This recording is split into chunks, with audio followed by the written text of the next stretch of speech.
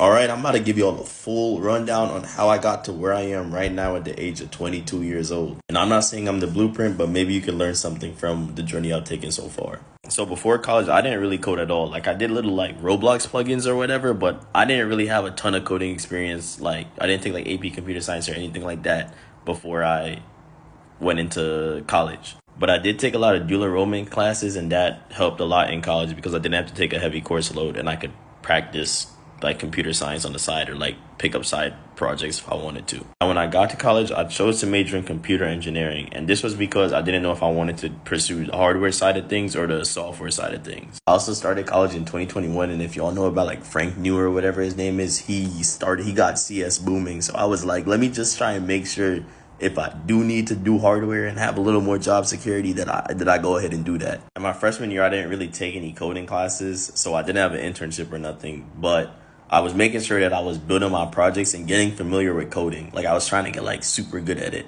while also trying to, of course, get better at doing hardware projects as well. And like just for reference, I pulled up my freshman year resume, and the two projects I had on there was a tic-tac-toe bot and a Roblox game.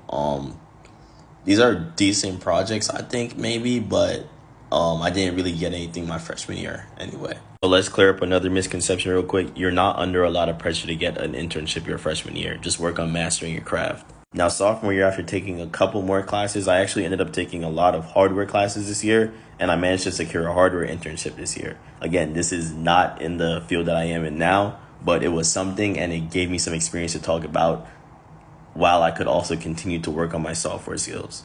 And after that internship ended, I figured out that I really didn't want to do hardware anymore, but at least I had experience that I could talk about come next interview cycle for my junior year. And although during that internship, it wasn't 100% what I wanted to do, I will say that I learned a lot of invaluable soft skills that still benefits me to this day.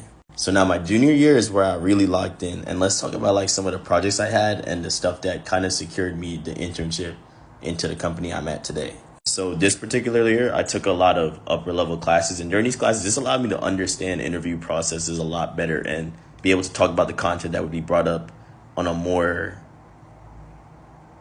how do I say this? I don't even know how to say this. On a higher level. I don't know if that's the word, but yeah, on a higher level. And if anybody wants to know, the two projects I had was a social weather app, and then the other one was a reverse engineering project that I did. And these projects aren't like crazy or undoable by any means, but the ability to completely understand like what I did in these projects helped me a lot when I explained these to interviewers. And then the summer I did my internship, I graduated the semester after that. So I graduated in 3.5 years. And then after that, I'm working full time now. And that's how I got to where